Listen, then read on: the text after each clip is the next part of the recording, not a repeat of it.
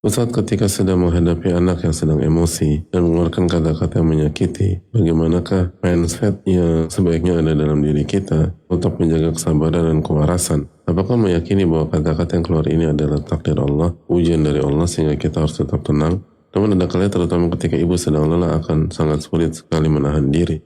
Ada kalanya juga saya lebih memilih diam untuk menahan diri. Namun ketika saya diam, anak saya justru semakin menjadi emosinya. Yang pertama, tidak terpancing, tidak marah-marah atau tidak emosi. Tapi juga belum tentu opsinya adalah mendiamkan. Kan bisa tetap merespon dengan tetap tenang, tetap sayang, tapi nggak meledak, dan tetap mengedukasi bahwa ini salah, kata-kata tadi tidak baik, tapi dengan cara yang hikmah dan cara yang bijak.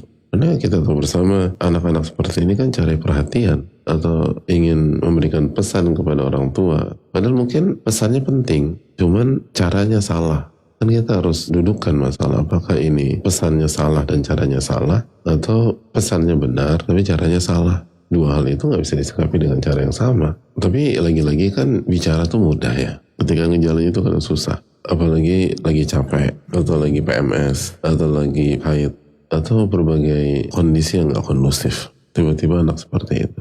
Maka yang pertama kita harus lakukan tindakan preventif, yaitu dzikir pagi. Dan menggunakan waktu pagi sebaik mungkin dan seefektif mungkin. Karena waktu pagi itu menentukan. Waktu pagi itu modal menghadapi detik-detik berikutnya. Makanya ulama klasik kan mengatakan hari itu ibarat unta. Jika Anda bisa kendalikan kepalanya, itu seluruh tubuh unta akan ikut. Kepala yang dimaksud adalah waktu pagi. Jika waktu pagi berhasil kita isi dengan kebaikan, amal soleh, ibadah, itu nanti sampai malam akan jauh lebih kondusif. Makanya waktu pagi pastikan kita mulai dengan qabliyah subuh, lalu sholat subuh, zikir pada sholat, zikir pagi, lalu jaga kajian pagi yang kembali mengingatkan kita kepada Allah Subhanahu wa Ta'ala. Baru setelah itu aktivitas. Itu sangat penting gitu loh.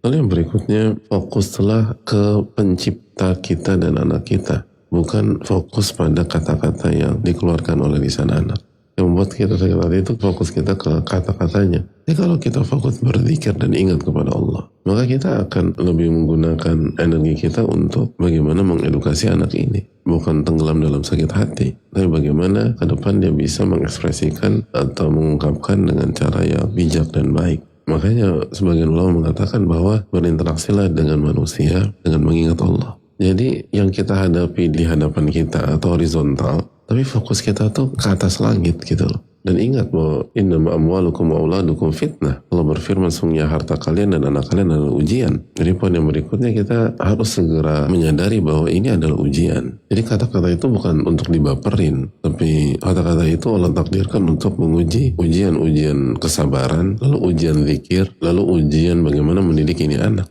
Lalu yang berikutnya ujian keikhlasan. Karena salah satu yang menyakitkan orang tua adalah, kok tega dia bicara demikian? Saya kan ibunya, saya mengandungnya, saya mempertaruhkan nyawa untuk melahirkannya. Dan itu yang semakin buat kita sakit hati. Karena kita suka dengan saya, dan saya. Dan kalau kita mengerjakan ini semua bukan untuk diri kita, tapi untuk mengharapkan wajah Allah Subhanahu wa Ta'ala. Mau anak ucapin apapun, kita tetap dapat pahala kalau kita ikhlas. Mau anak bicara apapun, kita tetap mendapatkan keberkahan jika kita ikhlas. Nah, ini ujian keikhlasan. Dan yang berikutnya harus membuat kita lebih semangat lagi mendidik mereka. Berarti apa yang kita lakukan selama ini belum cukup. Harus extra miles untuk mengingatkan, untuk bersama, untuk mensensor. Lalu yang berikutnya evaluasi apa yang dia dengar dan apa yang dia lihat. Karena kalau ini bukan berasal dari orang tua, maka orang tua berarti kecolongan. Dia bisa lihat dari social media atau lihat temennya, atau bisa jadi kita. Jika dia lihat orang tuanya ribut, lalu kata-kata itu keluar.